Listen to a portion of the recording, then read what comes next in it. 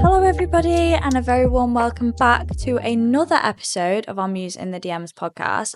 Today I am joined with the absolutely gorgeous Annabel. Hi everyone, I'm Annabel.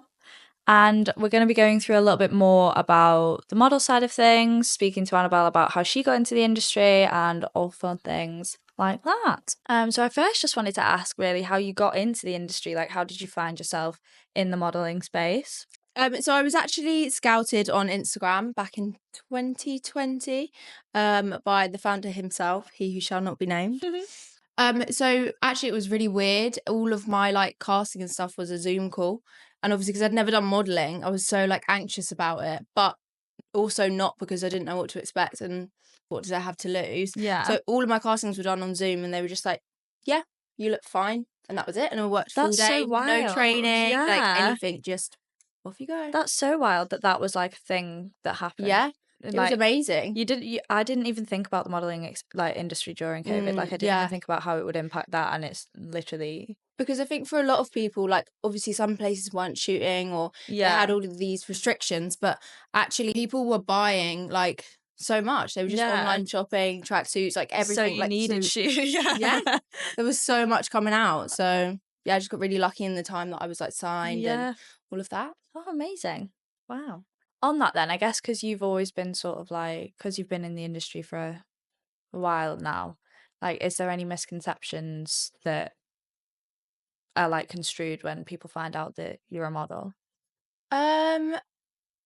So I think when I first started modelling, I was always really anxious to tell people what I did for work. So I'd kind of be like, oh, I work in social media or I do. I wouldn't want to say that because I feel like people can assume that you're unintelligent or all you do is take pictures. So I think that's what everyone says. But there's actually so much that goes into it. And now, I'm so proud of it. And if people ask, them, I'm like, I'm a model. Yeah, I'm a model. Straight out. And I don't give excuses. And I think I used to do that a lot and justify it and be like, oh no, but I'm really intelligent. Or no. Yeah. I'm a do you model. think that is a big hindrance on the industry, that people automatically assume that with it comes a lack of I do. I think it's things? A huge what's the word? Misconception. I think rewind. I think it's a huge misconception. Rewind. I actually think it's a huge no, I can't do that word. Rewind. Misconception. Yeah. I think it's a huge misconception that people have of the industry, and it's really bad, but I think it is changing and models are a bit more respected now than definitely. They were, for sure. But yeah, if you're a model, be proud of it. Yeah. Hell yeah. Because you work fucking hard. So based on sort of what you said about the misconceptions about the industry and stuff and sort of everything that comes associated with being a model, if you weren't modelling, is there anything that you would have loved to have done instead? I think I would still be in the industry somewhere amongst it all. So I came from a beauty background. So that's what I did before. And then I think it would just be definitely something to do with social media or some form of content creation, a creative. Yeah, something sort of creative. Realm. Yeah, I think definitely. It all sort of ties in together, goes hand in hand. It really does, yeah.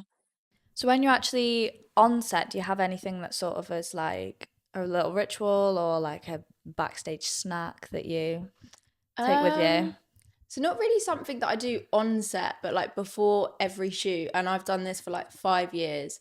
If it's a new client, I will always listen to Miley Cyrus Party in the USA. Oh, right. On repeat in my headphones. Really? Yeah. So that to get rid of nerves to meet a new company or something like that. If it's someone I work with all the time, I don't. Yeah. So I'll sit in the taxi and I'm listening to it. That's so funny. And it just completely calms me down. Oh my gosh, that's I didn't expect you to say that at all. It's very that's niche. Really that's very niche. And the fact that you do that every time. For years, 5 years, I've been doing that. Oh my gosh. Yeah. That's crazy. Very interesting. Thanks. Just on the topic of sets and shoots and stuff then, is there ever a time that they've put you in something ridiculous or you've had to walk in like a pair of outrageous shoes? Yeah, for sure. So my first ever like Christmas campaign, I'd only been modeling for like 6 months maybe, and I don't wear heels outside of work really. So they had us wearing like platform stripper heels, but I feel like that set me up. I can do whatever now. Yeah. Hell yeah. Nothing is a problem. You've stomped around in those bad boys. Yeah, full day, full 12-hour shoot. Oh my god. Don't talk to me. You can do anything. What's been your favourite shoot that you've ever done? So actually probably that shoot. Really? It was like my first ever campaign, and I hadn't really seen anything like that, like a whole made up set, and it was just this huge production, and I was like, wow, this is crazy. And I just loved it. So probably that actually, and it was like a PLT Christmas campaign.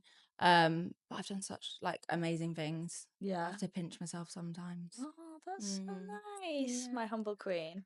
You said you have some pinch me moments. What's been like your biggest pinch me moment? Like, do you remember seeing yourself on like a billboard or in a magazine or something, and you've thought like, oh my god, that's me? Yeah, for sure. Like billboards are just such a crazy thing to be on, and it's always like sent to you by someone else, or like someone's seen it, and it's just amazing. And oh my god, it gives you like the biggest imposter syndrome ever, because you're like, oh wow, that's me. That's me. And because the shoots are like usually like good few months before, you forget about the images, and then you're like, oh wow, that's me. Blown up. Like crazy. Do you have any advice for someone wanting to get into modeling or?